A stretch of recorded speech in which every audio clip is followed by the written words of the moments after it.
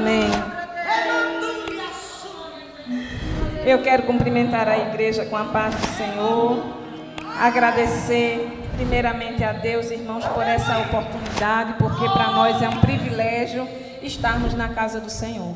Agradecer também o convite do nosso pastor, da nossa coordenadora e também ao nosso pastor presidente junto com a sua esposa, porque é um privilégio, irmãos, para quem está em casa, há uma grande oportunidade que ela tem nos dado de trazer algo da parte do Senhor para quem está em casa, impossibilitado de chegar dentro do santo templo do Senhor. Então, para cada um que tem chegado a este lugar, que tem recebido o convite, que tem dado lugar ao Senhor, está aqui também a nossa gratidão, porque muitas vezes de casa nós também estamos ali recebendo. Amém? Eu gostaria de ler junto com a igreja 2 versículos apenas, que se encontra em João, o Evangelho de Jesus Cristo, segundo escreveu João, capítulo 14, versículo 16. E logo no início, quando a irmã Sara estava aqui falando a respeito da promessa que Jesus ele tinha feito, e é justamente nessa palavra que o Senhor falava ao meu coração por esses dias. E eu disse: Jesus, o Senhor está confirmando aquilo que o Senhor quer que assim eu traga para a tua igreja. João 14, verso 16 e 17, ele diz assim: e eu rogarei ao Pai, e ele vos dará outro Consolador, para que fique convosco para sempre. O Espírito da verdade, que o mundo não pode receber, porque não o vê, nem o conhece. Mas vós o conheceis, porque habita convosco e estará em vós. Amém, igreja? Essa palavra, irmãos, ela fala sobre uma promessa. Esse versículo, ele é exatamente uma promessa do Senhor Jesus. A gente sabe que o ministério de Jesus, ele foi curto, foi um ministério de apenas 3 anos, mas foi um ministério muito intenso. Foi um ministério onde o Senhor, ele curou, ele salvou, ele fez tanta coisa enquanto ele estava aqui na terra durante esses 3 anos, em que ele foi levado por vários lugares para falar do amor do Senhor. Apesar de ser um ministério muito curto, porém intenso, o Senhor, quando ele entendeu que estava chegando o seu tempo, o tempo dele morrer, o tempo dele ser entregue, o Senhor ali, ele começa a dar suas instruções aos seus discípulos. Quando a gente observa o capítulo 13, o 14 e até mesmo o 15 desse Evangelho de Jesus que João escreve, ele está ali dando um reforço, ele está ali enfatizando todos os seus ensinamentos. Ele estava ali mostrando e dando exemplo de como nós cristãos devemos agir.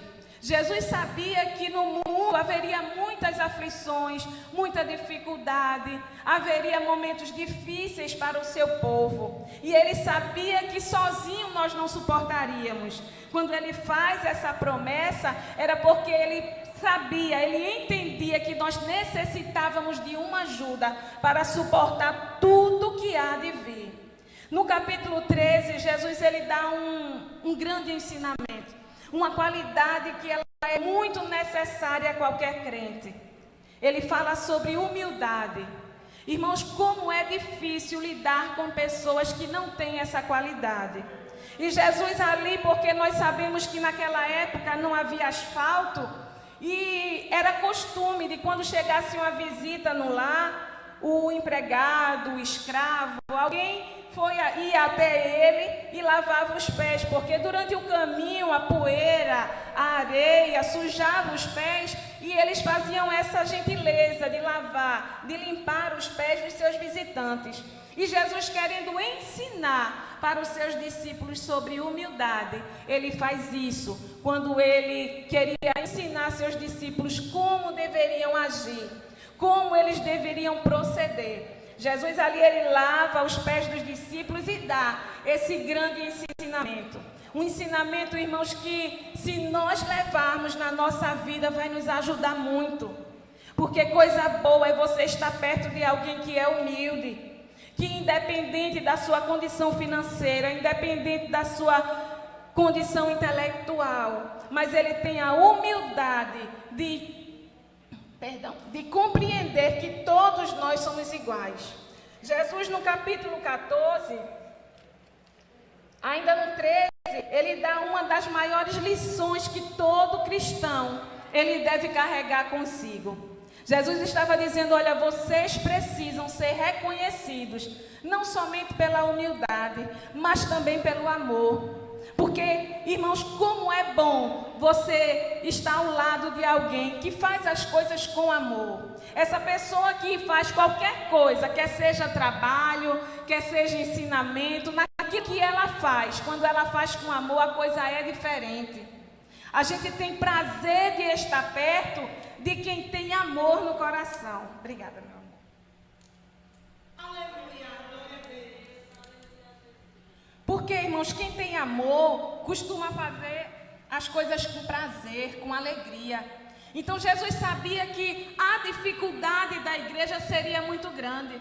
A igreja primitiva, ela passou por momentos muito difíceis, mas de acordo com a palavra do Senhor, quando Jesus ele faz essa promessa e ela se cumpre lá em Atos dos Apóstolos, no capítulo 2, que o Espírito Santo de Deus ele desce sobre a igreja, essa promessa de Jesus ela é cumprida. E no cumprimento dessa promessa, a igreja recebeu renovo, ela recebeu reforço, ela recebeu da parte de Deus força para suportar as lutas que estavam por vir.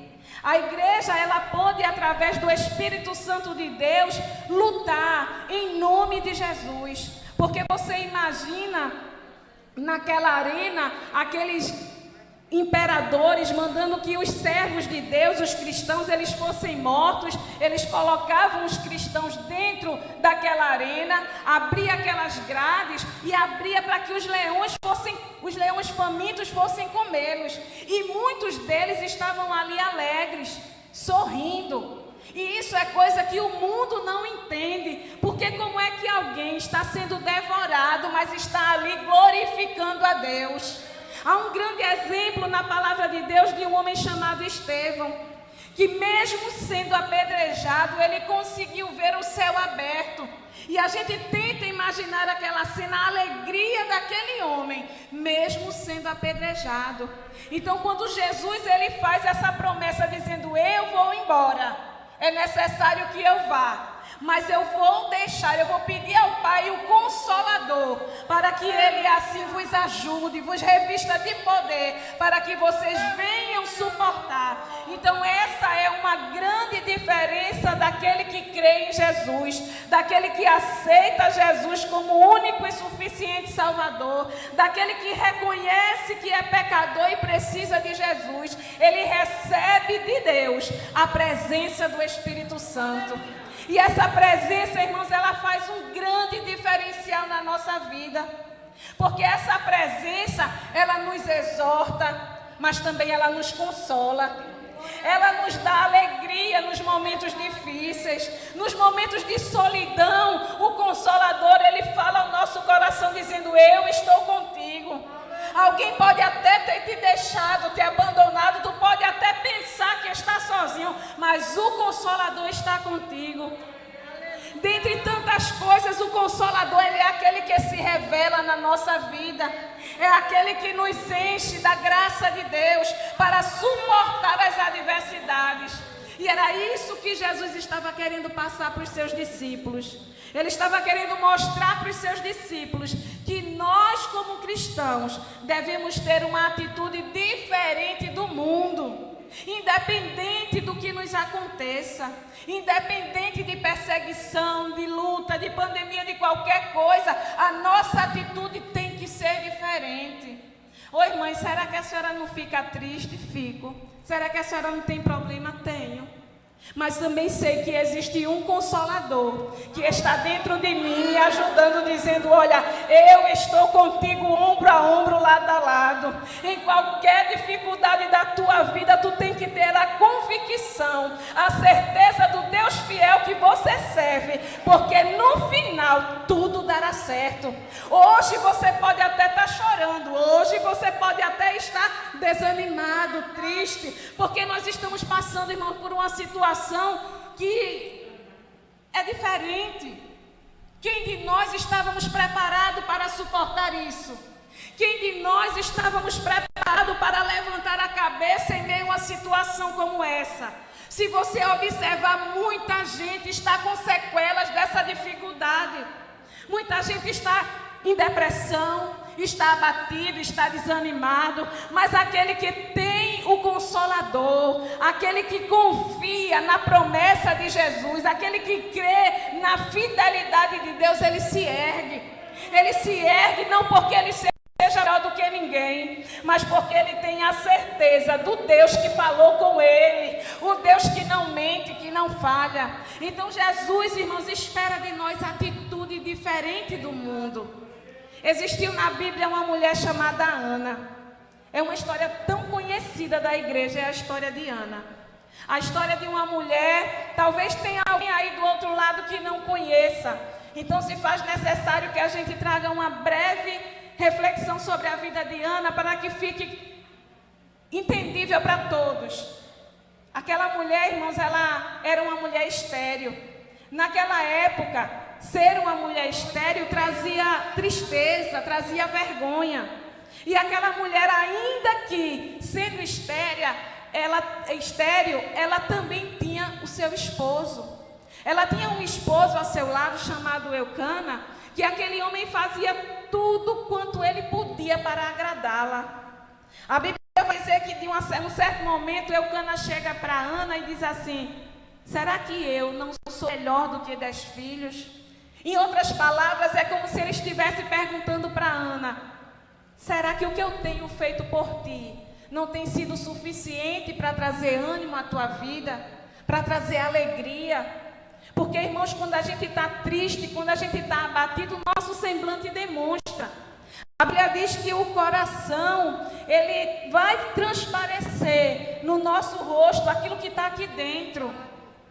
E é muito difícil estar com alguém que a todo tempo está triste, a todo tempo está reclamando, a todo tempo não está satisfeita com aquilo que tem. Porque ela tinha sim um problema, mas aquilo não podia ser único na vida dela. Ela precisava também olhar para a sua vida no geral. E às vezes a gente esquece de olhar para o geral e olha somente para um problema. É bem verdade que existia também uma outra chamada Penina. Porque naquela época, naquela cultura, eles podiam ter 2 esposas. A esposa chamada Penina, ela tinha filhos. E além de ter filhos, ela todas as vezes que via Ana, ela zombava de Ana. E é compreensível a tristeza de Ana, porque além dela não ter o que ela queria, ela também era zombada, ela era diminuída. É como se alguém estivesse sempre pondo o dedo na ferida. E aquilo chateava. Mas a Bíblia mostra, irmãos, que o seu esposo lhe dava de tudo o melhor. Ele tirava para sua esposa, chamada Ana, o que era de mais excelente. E aquela mulher, irmãos, talvez simplesmente olhando para o problema, olhando para o desejo do seu coração, que ainda não tinha sido feito, ela se entristecia. E a tristeza de Ana, ela fazia com que o seu esposo olhasse para ela, porque para ele ter chegado ao ponto de perguntar: eu não sou para ti melhor do que 10 filhos, era porque de alguma forma as atitudes de Ana estavam incomodando aquele homem. Irmãos, é tão notório quando alguém se dedica apenas a olhar as coisas com pessimismo. Ela vai inundando o ambiente, da mesma forma como alguém que é alegre, que é otimista, que é satisfeito, ela inunda o ambiente.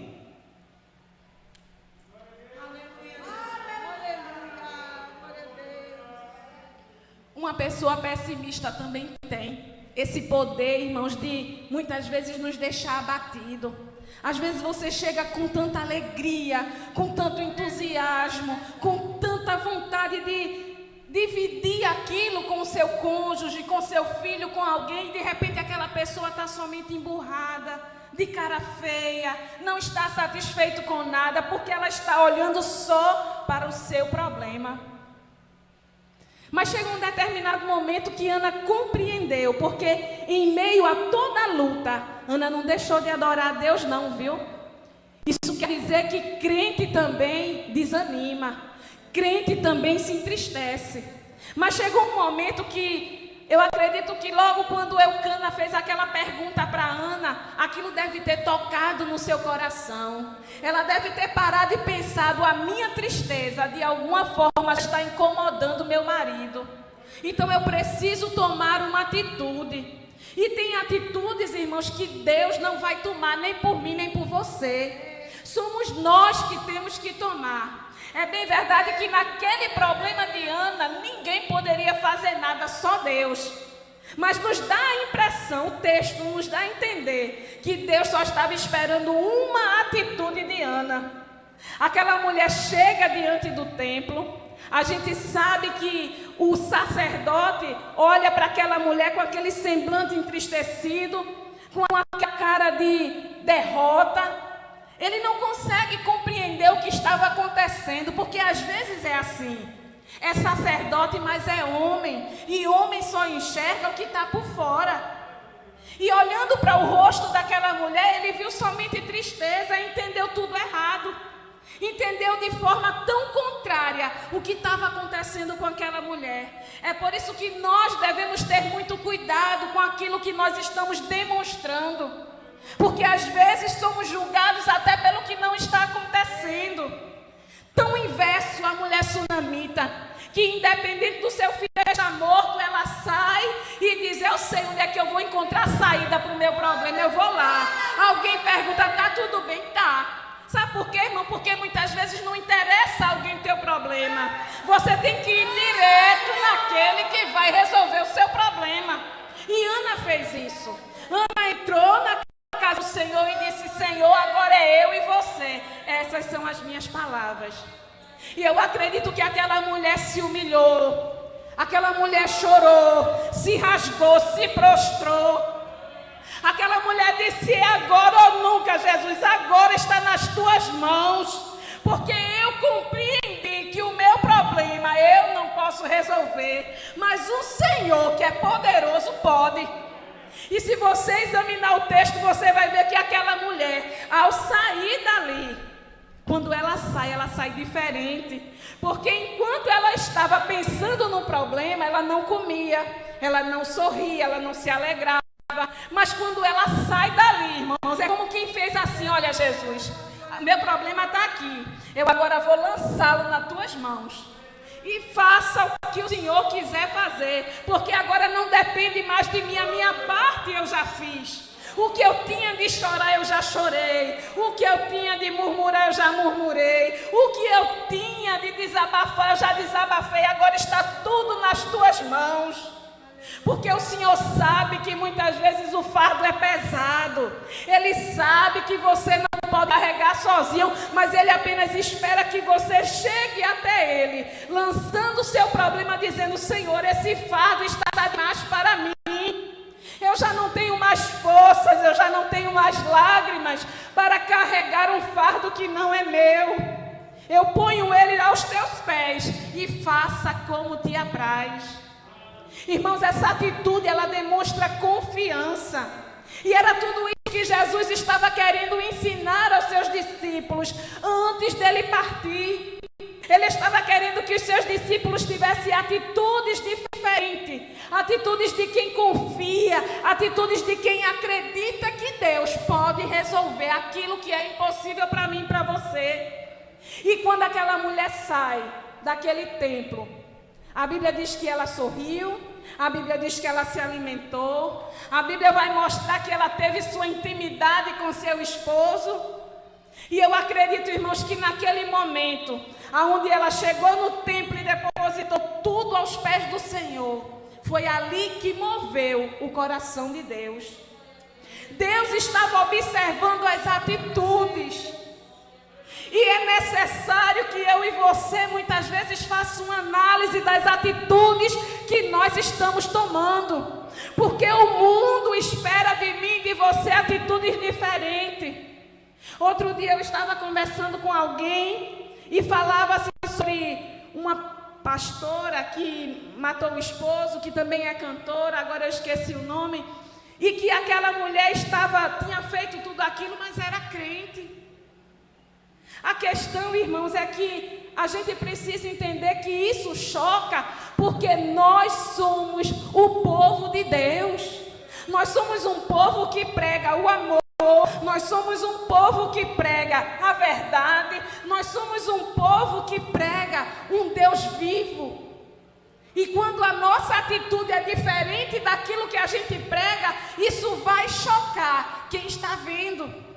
Então nós precisamos entender isso, que as nossas atitudes, muitas vezes ela vai de encontro com aquilo que a gente prega.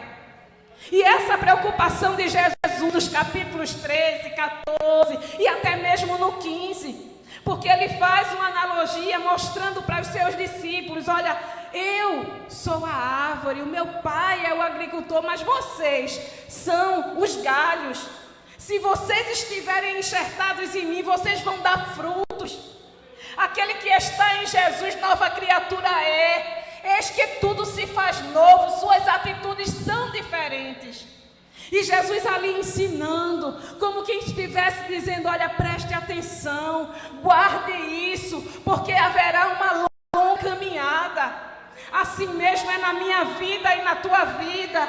É uma caminhada longa. Deus nos chamou para algo muito diferente, para mostrar ao mundo que a nossa atitude ela é totalmente diferente daquilo que o mundo ensina. O mundo ensina, irmãos, que quem bate tem que levar, que quem me julga eu também tenho que julgar. Quem chega para mim dizendo uma palavra grosseira, eu tenho que dizer 2 ou 3. Mas Jesus estava querendo mostrar para os seus discípulos, com vocês não. Com vocês é diferente. Com vocês a atitude tem que ser outra. Ainda que alguém venha com algo contra a tua vida, a tua atitude tem que ser diferente. Porque o Consolador, ele vai te ajudar a suportar as dificuldades dessa vida. O Consolador que ele prometeu que viria e já veio, ele vai te ajudar a suportar. Porque sem a ajuda do Consolador é quase que impossível suportar uma afronta e ficar calado. Sem a ajuda do Consolador é difícil perdoar quem nos ofende. Sem esse Consolador na nossa vida, não pense que a gente é bom, não. É porque existe um Consolador que muitas vezes a gente quer se levantar e ele diz, não, meu filho, não, minha filha, se aquiete.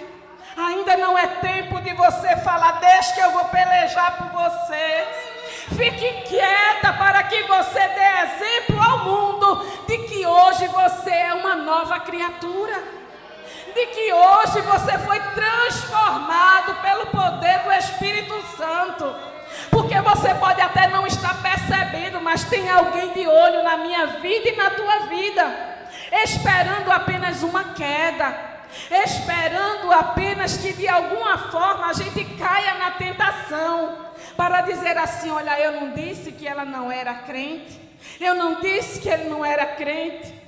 São pessoas que estão à espreita, esperando uma oportunidade para lançar em rosto aquilo que eu e você falha.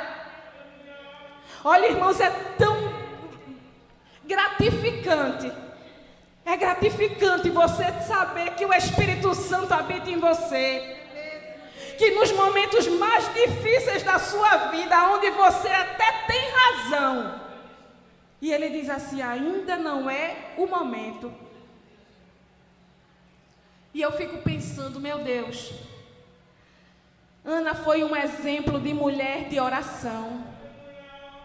Ela teve sim um momento em que ela se entristeceu. Ela teve um momento em que ela se sentiu amargurada. Mas quando aquela mulher se prostrou diante do Senhor, a Bíblia relata, irmãos, que ela foi grandemente abençoada. Porque aquilo que aquela mulher desejava, Deus deu a ela muito mais. Por essa palavra eu entendo que Deus está dizendo para nós: o que eu tenho para você é muito maior do que o que você tem me pedido. Só que você não pode apenas olhar para o problema, porque enquanto você estiver olhando para o problema, o seu semblante vai desfalecer, a sua fé vai desmoronar, você já não vai ter mais uma palavra de ânimo para dar a alguém, porque você está desanimado. Mas quando você lançar aos pés do Senhor, e lançar e deixar lá, não é lançar e depois pegar de volta, não, é lançar e deixar nas mãos do Senhor. Você vai ver o que Deus vai fazer. Porque se você continuar lendo, no capítulo 2, a palavra do Senhor vai dizer que Deus concedeu àquela mulher um filho. Mais adiante ela vai ter outros filhos. Aquela mulher começa a entoar um cântico dizendo assim: o arco dos fortes foi quebrado. Ah, que coisa tão tremenda quando Deus ele quebra o arco, ele lança, ele queima os carros no fogo em benefício daquele que nele espera. Ontem, irmãos, nós estávamos ali no círculo de oração e Deus me fazia lembrar dessa palavra, em Isaías 54, que foi preparado uma lança. Uma lança, irmãos, é um instrumento a qual se coloca uma flecha, se atira e atinge alguém lá do outro lado. Ela vai pegar a distância. É como se alguém tivesse aqui sentado ou em pé, não sei. Pega aquela lança, arma ela, pega aquela flecha e diz: é naquele alvo que eu vou acertar. Você não sabe, você não vê. Mas Deus está dizendo assim: eu quebro o arco do forte para teu benefício, para que essa flecha não te atinja. Eu quebro todo o arco, eu quebro toda a lança contra a tua vida. Mas Deus também espera que nós, irmãos, sejamos fiéis. Deus espera que nós estejamos atentos à sua palavra, porque o Espírito Santo, ele fala ao nosso coração. Ele nos mostra, ele nos repreende, ele nos ensina. Ele fala para mim e para você quando muitas vezes alguém já tem falado e você não quer dar ouvidos. Às vezes a gente não recebe.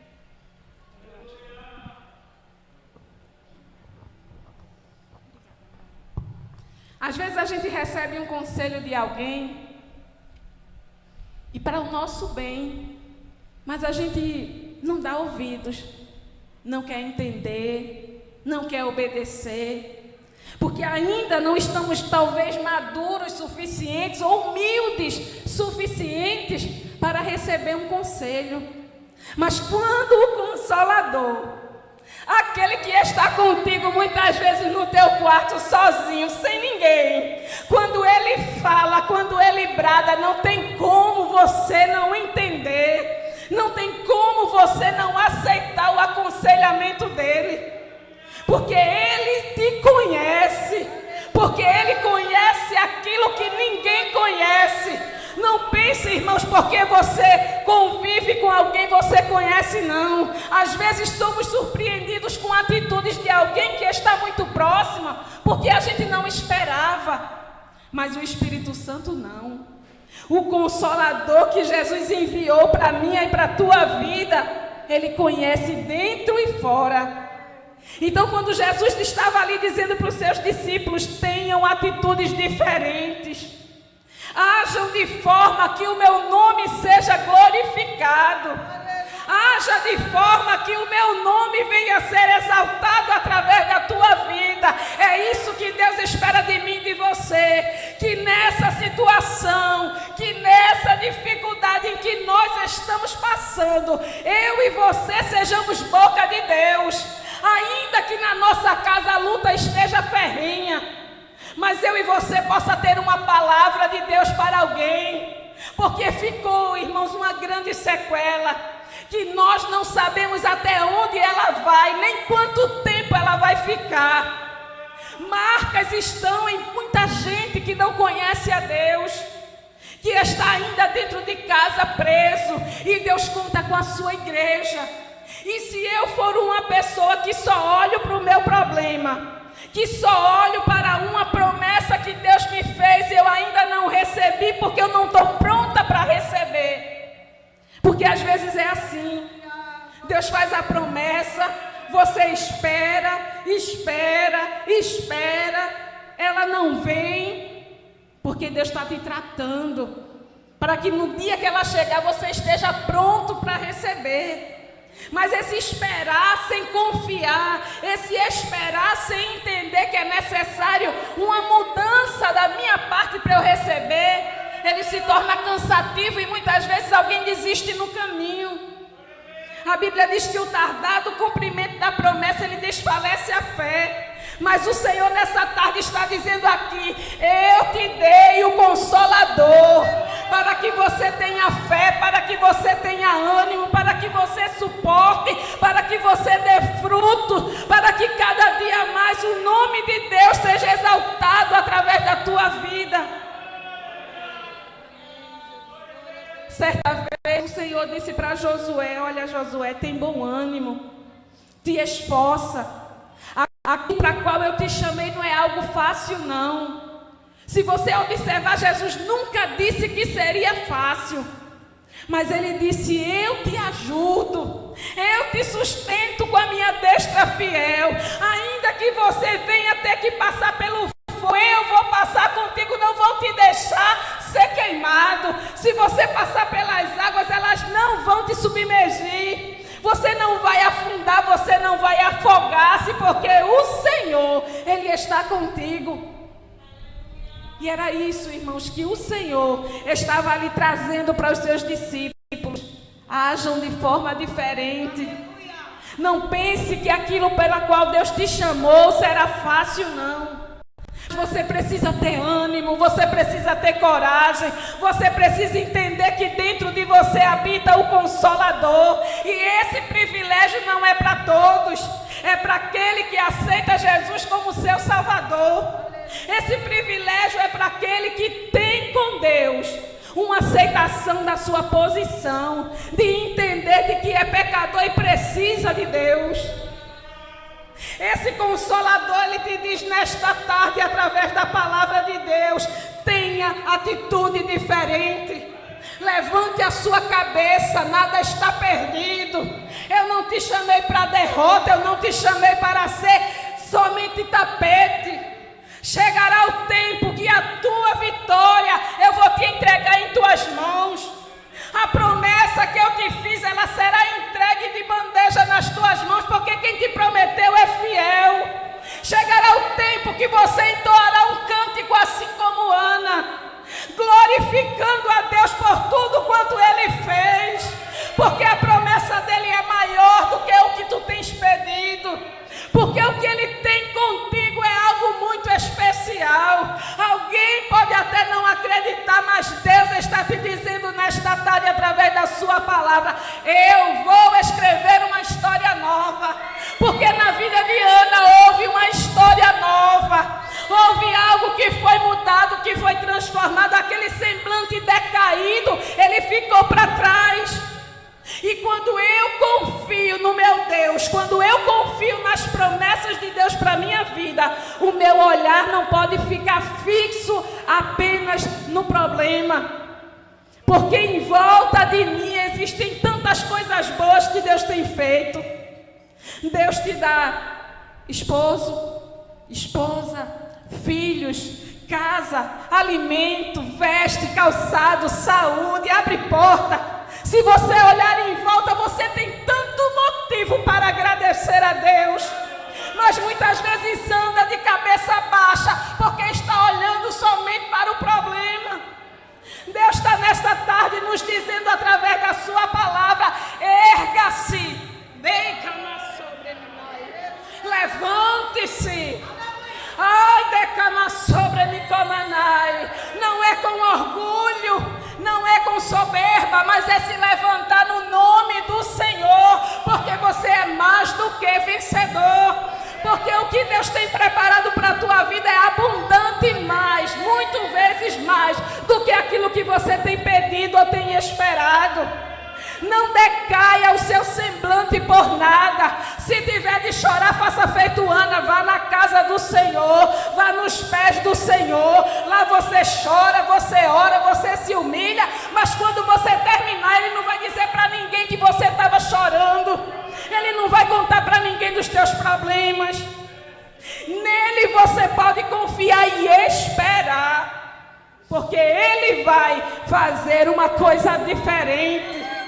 Irmãos, olha, Ana, quando ela entoou, eu imagino aquela mulher entoando um cântico, glorificando a Deus pela sua vitória.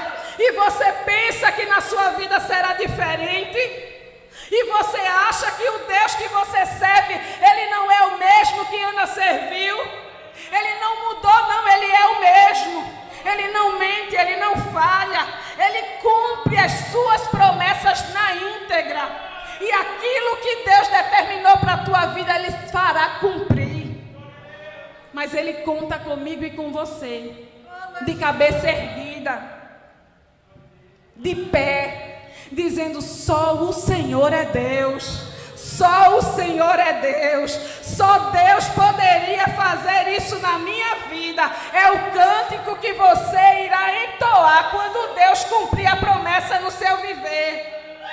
Olhe para os lados e observe. Deus não tem te deixado faltar nada. Deus nunca te deixou, Ele nunca te desamparou. Ele foi teu marido, Ele foi teu amigo, Ele é teu advogado. Ele é aquele que em todas as horas tem uma palavra de ânimo para a tua vida. Ele jamais te desamparou, então ergue a tua cabeça. Então se alegra, então entoa um cântico dizendo que vale a pena ser fiel a esse Deus, porque Ele irá cumprir todas as suas promessas. Que a minha e a tua atitude possam ser atitudes agradáveis a Deus. Que as pessoas, ao olharem para mim e para você, elas possam dizer: verdadeiramente Deus é na vida dela. Ah, mas foi porque ela ficou rica?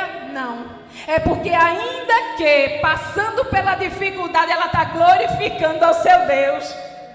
Ainda que passando por lutas, ela está glorificando ao seu Deus. Como Deus, irmãos, Ele quer ver a nossa atitude no pouco, porque no muito Ele nos coloca. Então seja fiel a Deus. Erga a tua cabeça. É a palavra que arde em meu coração nessa tarde. Erga a tua cabeça, porque você é mais que vencedor na pessoa de Jesus. Erga a sua cabeça para que o mundo veja que você é mais que vencedor. Porque quem te chamou, Ele se responsabiliza pelo teu viver. Ele não está preocupado com o que alguém diz ou o que alguém pensa. Ele conhece o teu coração. Ele sabe das tuas intenções e tem prazer de te dar abundantemente mais do que aquilo que você tem pedido. Que Deus nos abençoe, irmãos. Que nós possamos guardar a palavra do Senhor em nosso coração. Que a cada momento da nossa vida em que a seta vier e você quiser baixar sua cabeça, você se lembre: tem um Deus que ainda quebra o arco, que quebra a lança, que queima os carros no fogo e me ajuda a eu me aquietar. Que Deus nos abençoe.